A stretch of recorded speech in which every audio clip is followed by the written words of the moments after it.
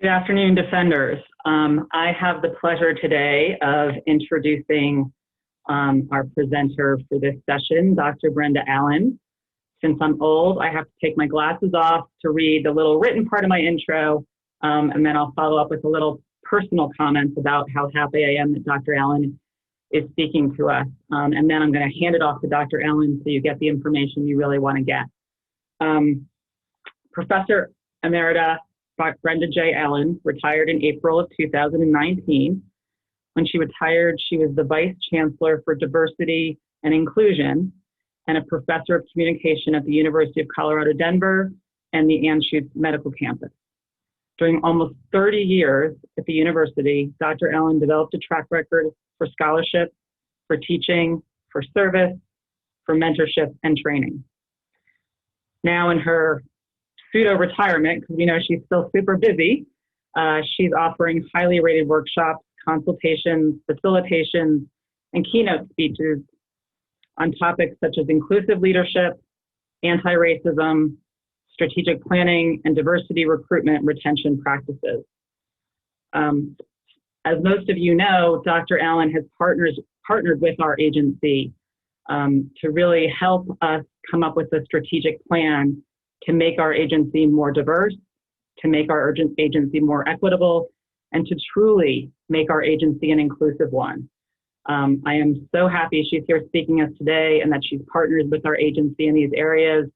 So Dr. Allen, thank you so much. And here's why racial microaggressions matter. Thank you very much, Megan, and thanks to all of you. I'm going to turn my video off so that I can look at my notes. I'm so happy to be here. I really am honored to continue my work with the Colorado Public Defender's Office, and I thank you for your continued commitment to defend and protect the rights, liberties, and dignity of those accused of crimes who cannot afford to retain counsel.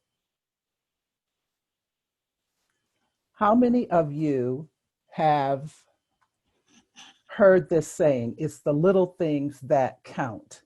This can refer to things like giving a loved one a single rose to show that you care, or it can refer to ruining a planned budget by purchasing a lot of inexpensive items.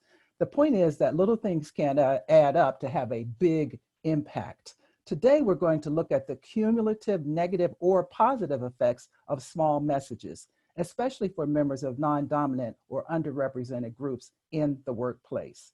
Our goals for today are for me to define and give examples of racial microaggressions, to describe consequences of racial microaggressions, to delineate ways to respond to racial microaggressions.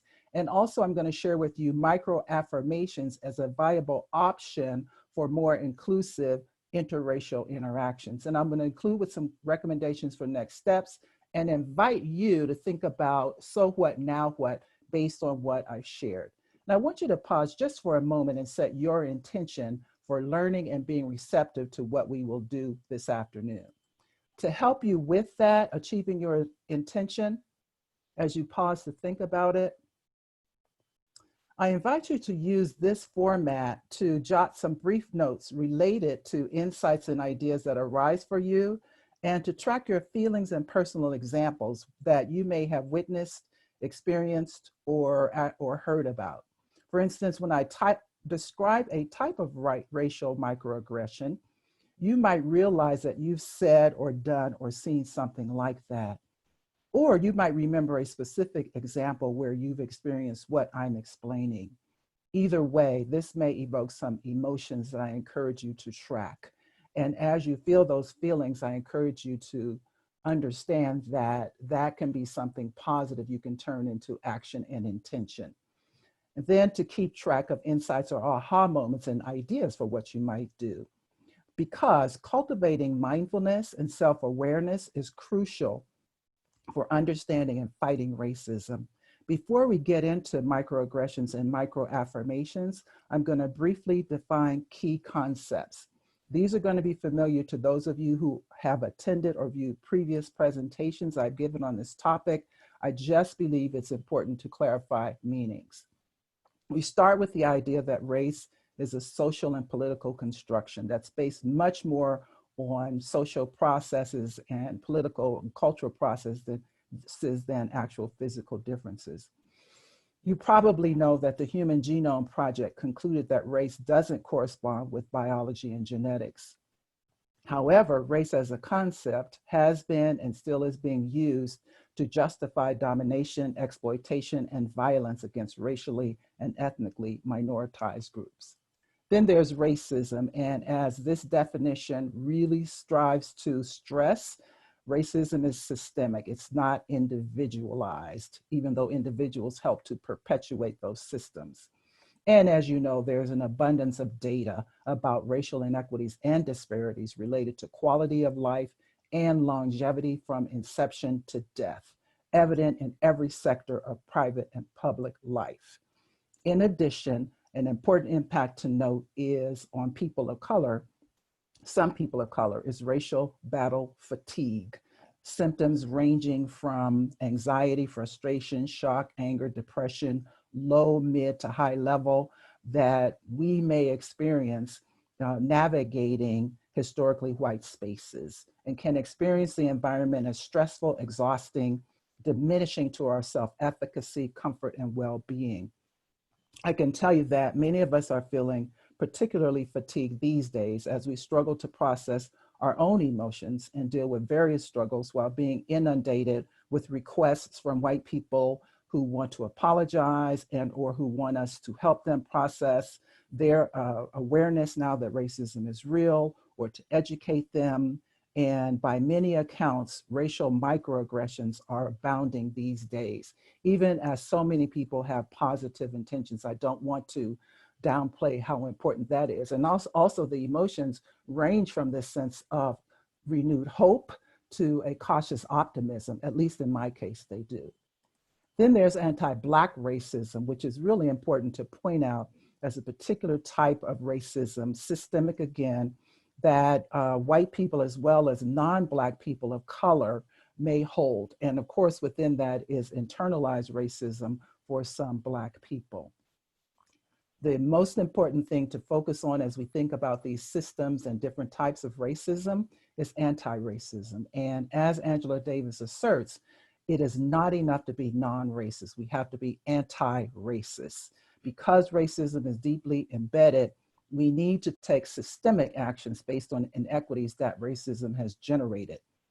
To redistribute power, we have to focus on equity, which acknowledges and addresses the reality that some racial groups have more advantages than others. And equity efforts work to correct such differences between groups, and is different, of course, than equality or treating everyone the same, which tends to ignore historical, structural, and current factors that generate inequities. Specifically, then, we must strive for racial equity. Pause to let you kind of process that definition, which again is familiar, I'm sure, not only from the work that I've done, because you all are familiar with this concept. Understand then that a key role of anti-racism is to achieve racial equity. Everyday behaviors related to achieving racial equity are micro messages. Micro messages are subtle, simple, small behaviors that can impact an individual's sense of worth. And these little messages can have macro impacts. According to research, individuals send anywhere from 40 to 150 micro messages to each other in an average 10-minute face-to-face conversation. We infer from subtleties, and of course also blatant behaviors, how much others value and respect us. Implicit bias about others and ourselves related to social identity are often expressed in body language and other ways that we communicate, even by those who do not consciously endorse the bias. And indeed, it may be contrary to our actual personal value systems.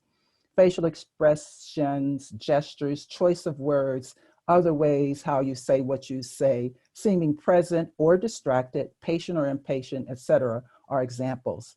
This type of messaging is powerful and pervasive.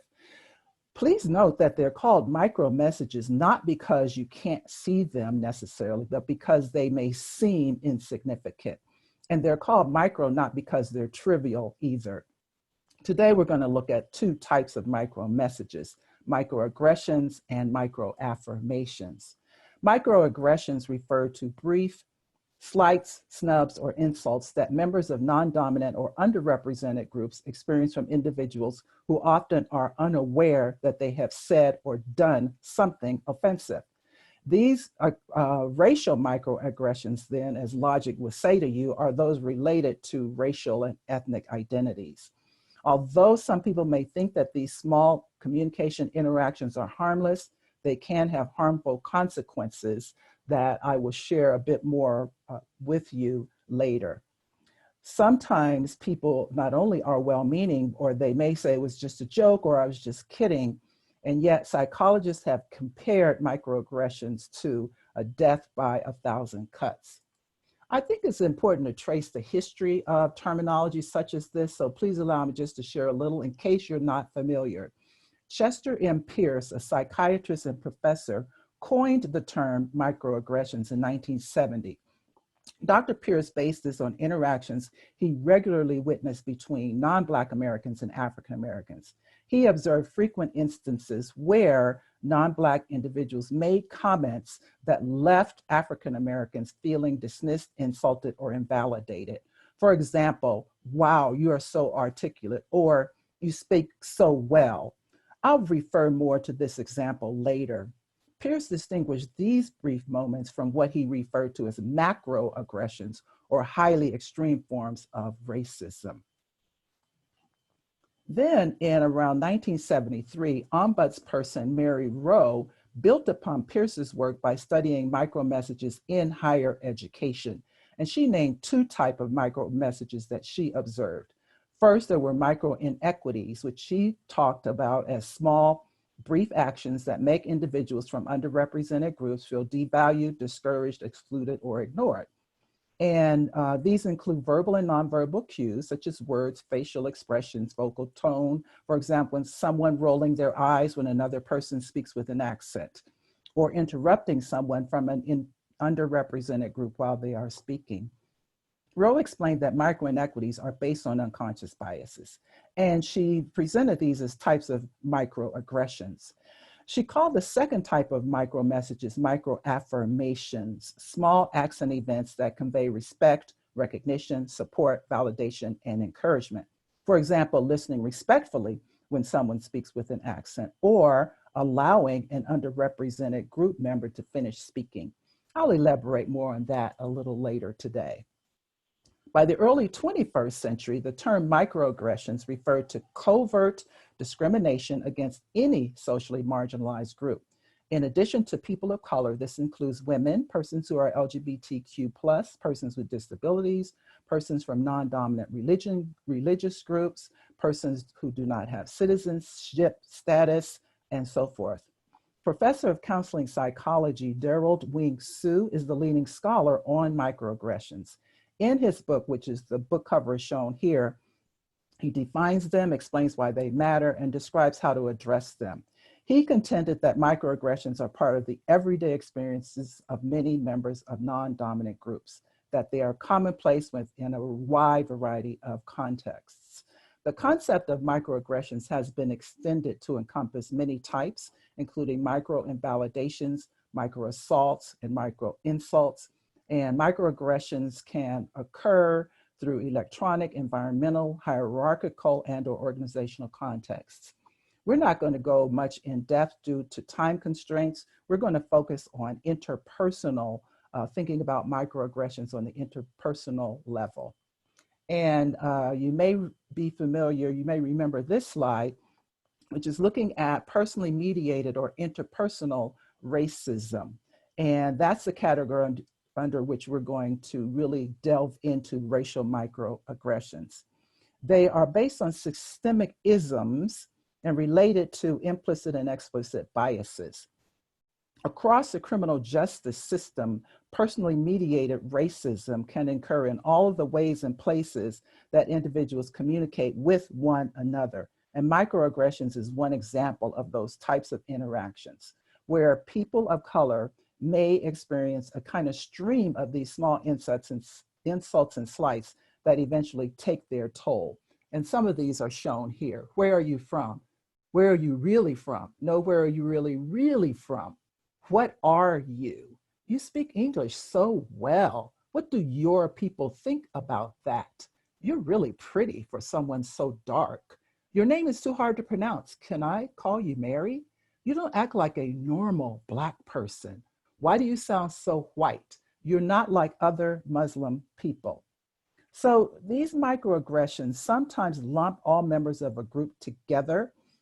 A common example is mistaking one member of an underrepresented group for another person from the same group, or instances where individuals assume all members of a religion practice the same customs or have the same beliefs.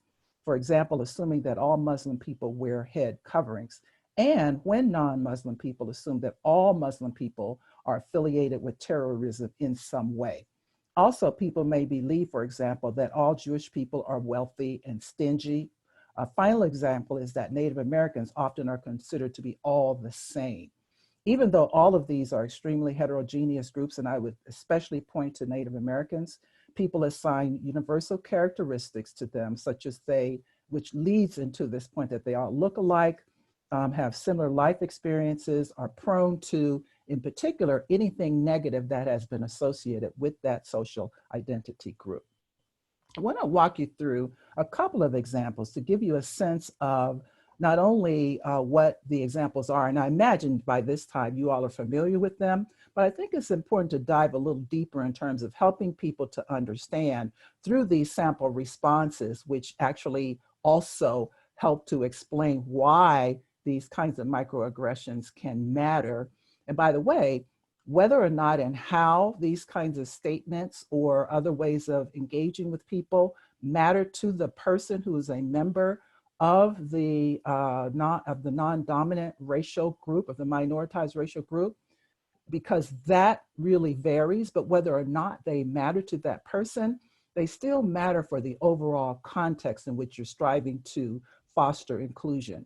Because what can happen is one person may say, or let's say as a Black person, I would say, well, I don't care if someone says I'm so articulate or that I don't sound Black. And that's my prerogative. However, it's important just to understand that these microaggressions do indeed matter to the overall context, as well as, even though it doesn't matter to one person, it may matter to others. So let's start with this one, that you're so articulate or you don't sound Black. This remark, of course, may not only seem like a compliment, but in times when people have said it to me, I sense that they are presenting it as a gift.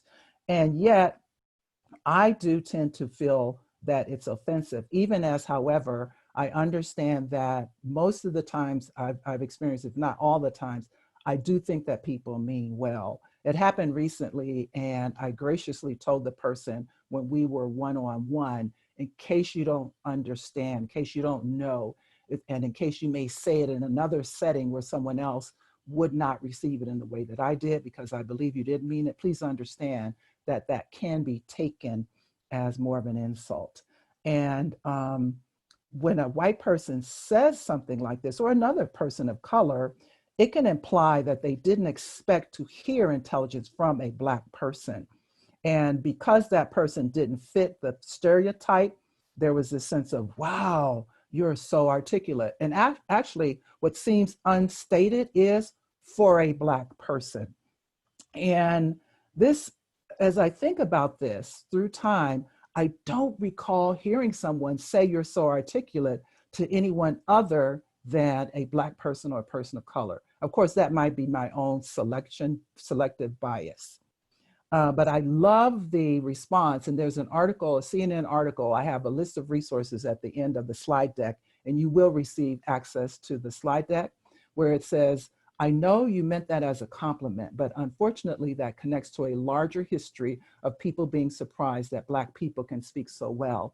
Indeed, it goes all the way back to when one of the key botanists described various racial groups, and through time, as people spoke about Black people or people who are descendants of Africa, they talked about big lips, thick tongues, inability to speak English specifically, despite the fact that, of course, these persons had their own language systems.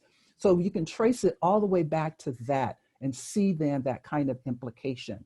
Second statement, I'm not racist. Some of my best friends are Black. I've heard this and variations of it in so many settings, including in one situation where a group of white students expressed their concern that an instructor was providing information that they believe was tilted too negatively towards Black people in a healthcare setting. And these white students felt that they deserved, and also the persons who were being described deserved better, more holistic, comprehensive treatment in terms of the information that the instructor was providing. And it really surprised me that my colleagues, who were colleagues of that faculty member, actually said, my white colleagues actually said, that can't be true because her husband is Black.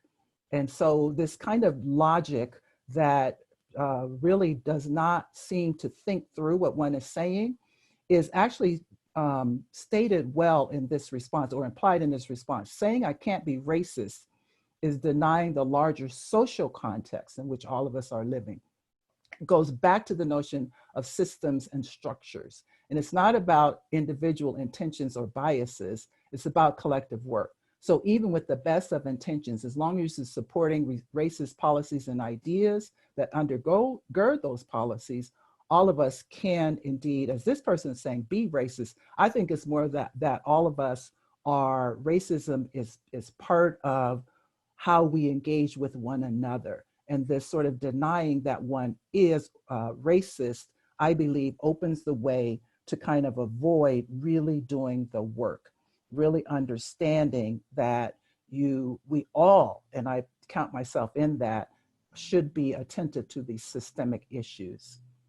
Another example is I'm colorblind. When I look at you, I don't see color.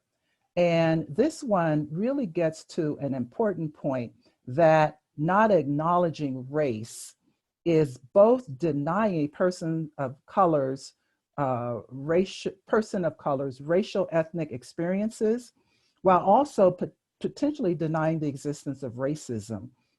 It also can indicate that when I look at you, I don't see color because you don't act like my sense of how those people behave. And the intention can, again, be inclusive, but people of color many of us are saying our color and identity matter, and that it impacts how I experience the world. So you may say that you don't see color, but understand that I'm living in a society in which there are blatant and implicit reminders of that, whether those are positive or negative. And it could say then that not really trying to understand why and how this matters. To strive to be thoughtful in terms of potential implications is this statement may also come, again, from well-meaning people who view associating or recognizing race, that goes along with segregation and discrimination. So the point, though, is to think about this as an example of trying to understand how these little statements, well-intended, become part of almost a litany of a variety of statements and experiences that people of color are having, that is basically dismissing or invalidating their experiences. Final one is to understand is that when someone says they've experienced a microaggression, the reactions tend to be predictable. Sometimes if they say it directly to a person, that person may diminish or discount the other person's concerns, even as it's true the individuals weren't aware of the impact of their behavior. What can happen is they may view it as a singular event. They may view it as, wow, if that were me, it wouldn't be a big deal to me. And they probably do not understand that the other person may have experienced something similar or anticipated something similar many, many, many times before. And they may not realize that the recipient can perceive then that single experience as yet another reminder that they are not valued, that they are an outsider. And Hannah Yoon writes a really intriguing article in which she says people from privileged backgrounds often say marginalized individuals are simply overreacting. And this leads to a concept I want to be sure, in case you haven't heard it, that you understand that is another type of microaggressions, which is called tone policing. And it sounds something like this: calm down, or you don't need to get so angry, or there's no reason to attack me over nothing. Tone policing is a conversational tactic that dismisses the ideas being communicated when they are perceived to be delivered in an angry, frustrated, sad, fearful, or otherwise emotionally charged manner. Let me repeat that: perceived to be delivered in an angry, frustrated, sad, fearful, or otherwise emotionally charged manner. And that notion of perception matters because I've been in situations where someone has said, wow, she, and in my experiences, is often a she, and it's often a woman of color. She's so angry. And yet I observe, I don't perceive the level of emotion implied in how the person describes the experience at quite the level that the person describing it says. However, even if it is a situation when anyone, a reasonable person, is that legal language? Am I kind of talking your language here? Anyway, a reasonable person would say, well, yeah, that person was worked up. So what? When you really think about it, because if someone is talking about something that is something that they feel strongly about, that they're trying to express their emotions, this idea of, saying, calm down or don't get so angry, really focuses more on perceptions of how something says something. Again, regardless of the level of perception according to the actual behavior, it's focusing much more on that. And it's also recentering whiteness. It's saying, this is about me, and you need to make this palatable for me. Otherwise, we can't make progress. And there are examples, there are published examples of, including, I saw as I was preparing for our session, an actual series of tweets between some key people, with the white person being someone who I believe is genuinely committed to these issues, and yet it's almost a textbook example of tone policing.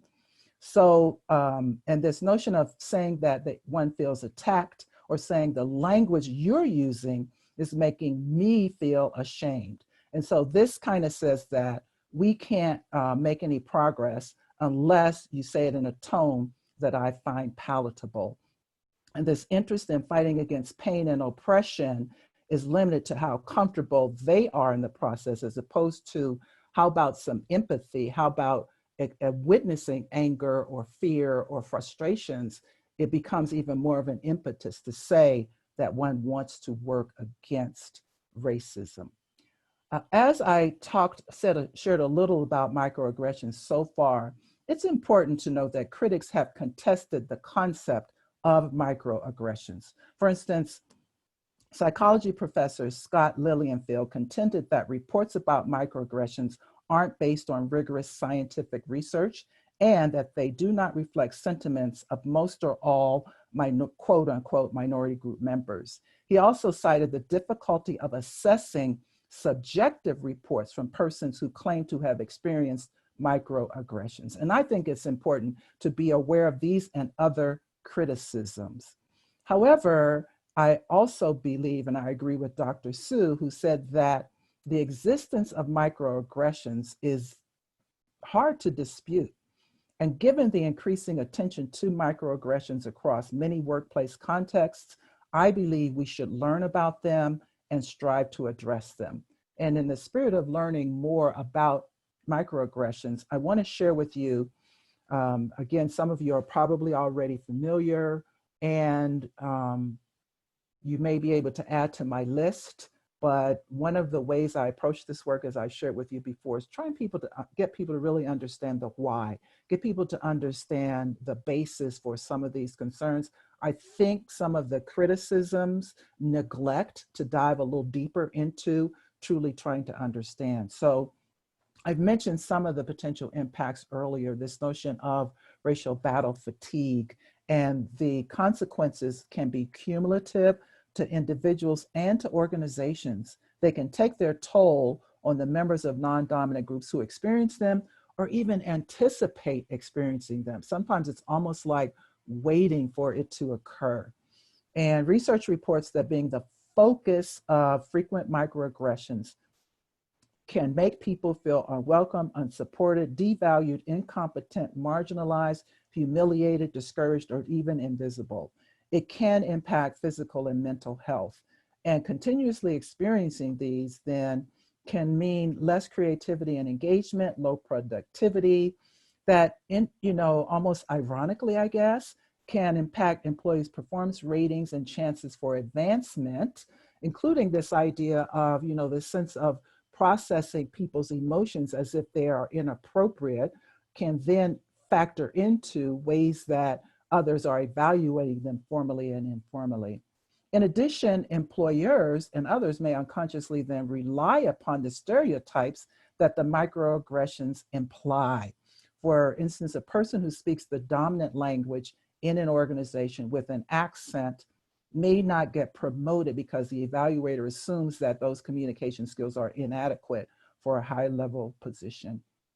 Due to these and other negative consequences, microaggressions can reduce an organization's potential to reap the benefits of diversity and inclusion. And as I think about your office in particular, I believe that the more you understand these racial microaggressions, and of course, microaggressions related to other minoritized or non-dominant groups, not only can that help you in terms of what you're striving to do internally, but also as you engage and interact in the variety of roles external to the organization that are a key part of the work that you do, including as you are a bystander and may witness these kinds of microaggressions. I trust it would help you in terms of empathy, compassion, understanding what some of your clients are experiencing, and certainly among yourselves as coworkers and colleagues.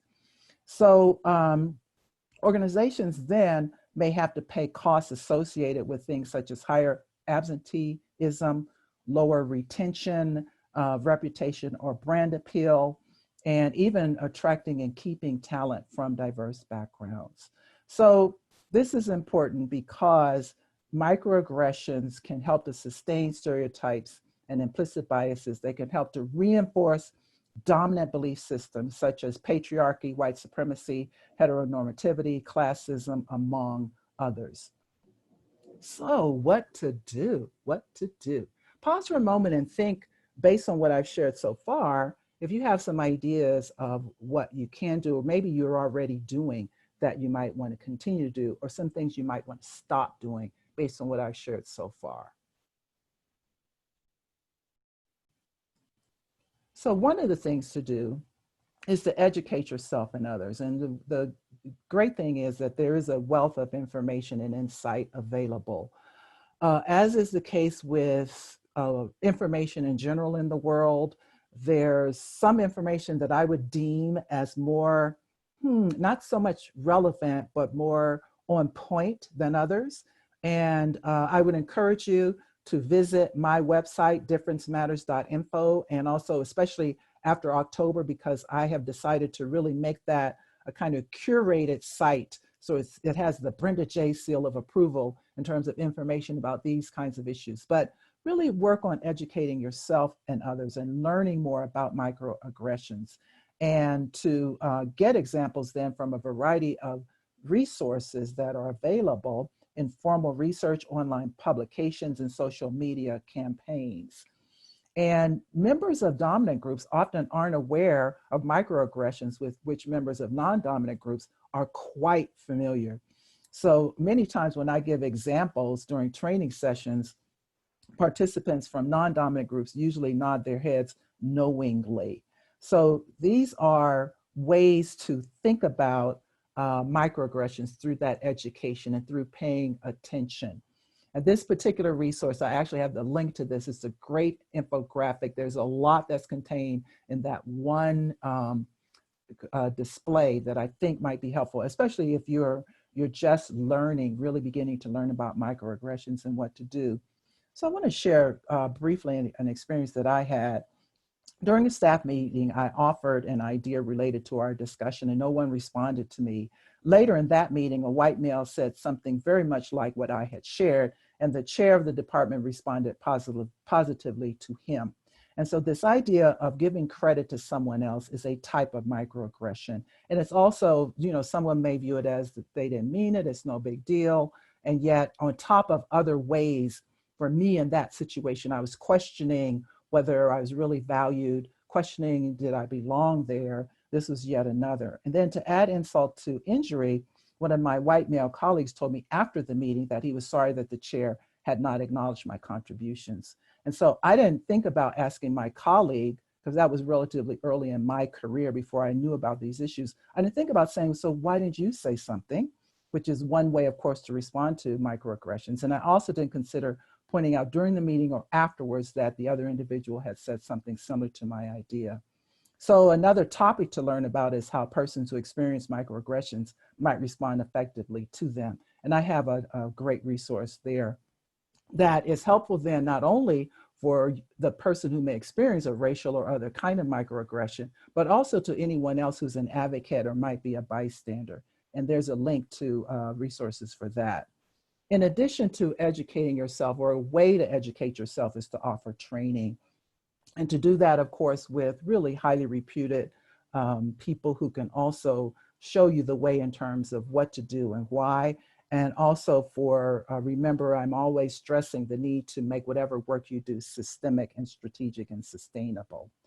In addition to try to respond respectfully. And again, there are ways to do that, that if someone accuses you of a microaggression, use some communication skills such as active listening, take a deep breath, try to be fully present. Although you may not have meant any harm, please try not to focus on defending yourself. Make understanding your priority, understand the notion of the difference between intent and impact. Acknowledge that regardless of the best intentions, your behaviors could have a negative impact. And also realize that if you emphasize in explaining your intent, rather than trying to understand how the other person feels, this can have other consequences, like suppressing dialogue between you and the other person. And it even might block you from some honest self-reflection about whether or not and how you might change your behaviors. Please note that similar to any type of accusation, when someone asserts that they have experienced a microaggression from you, indeed, and it goes back to some critiques of this work, maybe it's not the case. However, it is difficult to classify what counts. And I just believe in tilting more towards, you said, ouch, I have to believe that it hurt. Although, as you can see, it's a complex issue. I think it's important to try to cultivate a culture of listening and showing curiosity and honoring and respecting others' feelings, even though it may not feel that that's being reciprocated. Next thing is to consider intervening if you've observed what appears to be microaggressions. And Dr. Sue talks about two parts of microaggressions: conscious communication of the initiator, which was likely not intended to have the impact, and then the unconscious meta communication, which is really the message that the microaggression sends. And by the way, that meta message is something that oftentimes persons who are, dare I say, on the receiving end of it, they may not even understand themselves that those meta messages. And so then there's a need for micro interventions, which is options include making the invisible visible. So I say that example of the person that I hope I was gracious in terms of saying, just to let you know, when you said that about me, some people may view it in this way because, right? So just providing it in that way. And I even said, I'm pretty sure you didn't mean it that way, but I just hope that you understanding this can be helpful to you. And that includes not only then making the invisible visible, but striving to somewhat educate the person graciously. And sometimes when a person responds, as I mentioned earlier, is that you kind of lose the argument when you focus on the intention because you can't prove that. So if I said to you, this happened, then that leaves me, as I've said it already, in a position as a person who received it to maybe shut down altogether and really, again, continue to feel not supported in a particular way. So those are just some ideas to think about when it comes to microaggressions. And as you can tell, and you may already know, there's a lot more to it. I hope this little taste is enough to give you, deepen your insight and give you some ideas of the way forward. One way forward is to think about microaffirmations, small positive message that explicitly recognizes and validates an individual. This comes from researcher Mary Rowe. And while microaffirmations, one difference between them and microaggressions is they matter to everyone. Giving someone a small way of showing that you see them and value them is important to everyone, and to cultivating a culture of inclusion. But it is especially significant to communicate to members of underrepresented and minoritized groups that explicitly recognize their potential, strengths, and values. Please note that microaffirmations involve more than simply being nice. They're more than just kind words or superficial gestures. They require the communicator, you, to be self-aware, present, and observant. Sometimes you may need to be vulnerable and willing to admit mistakes or misunderstandings. So one example I go back to is when people often mistake or exchange one person of color from another in a setting. This happened to me in a setting where the other Black person, at least it was another Black person, but she was, our height differences were truly distinct, our body types, the ways that we talked and so forth, in ways that when people mistook us, it kind of said, you're not even present enough. You're not validating that who I am as this human is different than this other person. So one microaffirmation is being fully present and being aware of the uniqueness and distinctness of others. So imagine that a colleague expresses frustration to you about this, and consider the difference between you saying, why does that matter, to why does that matter? So the former is a way that becomes more of a microaggression. It's sort of like saying that's not a big deal. And the latter is a type of microaffirmation that says, you care enough to me, I want to understand. And that's a way, again, that says curiosity, a genuine openness to learning and seeking to understand. Here's a list of verbs to consider that can guide you in terms of ways to engage in microaffirmations.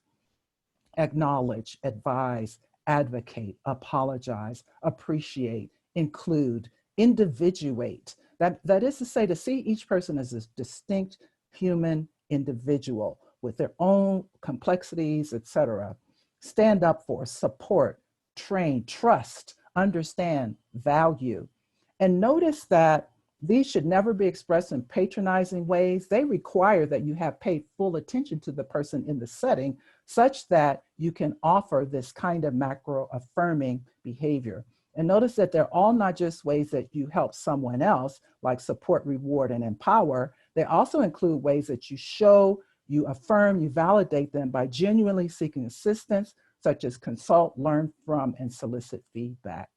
So all of these micro messages are really key to the wonderful work that we've begun to do. I'm aware of doing with you, and I'm excited, as I said earlier, to continue doing, as well as ways that thinking about systemic, strategic, and sustainable approaches to transform policies, procedures, practices, and cultures.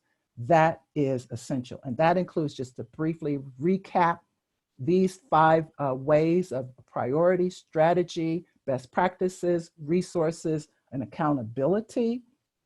And also, as an individual, there are things that you can continue or begin to do.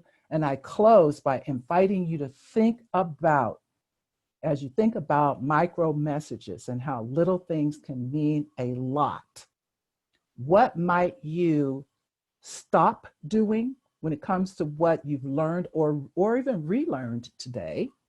What might you become a little more cautious about? That is, to continue to be cautious and be observant in terms of what you're doing. And finally, what might you start doing? And I'm going to share with you all, I'm going to send a link for an anonymous online survey about this session. And within that, I'm going to invite you to state your commitment in terms of what you will try to stop, continue, or start doing when it comes to micro messages. And as you continue to do the important work of this office when it comes to equity writ large, and especially racial equity, please just remember that the little things count. Thank you very much.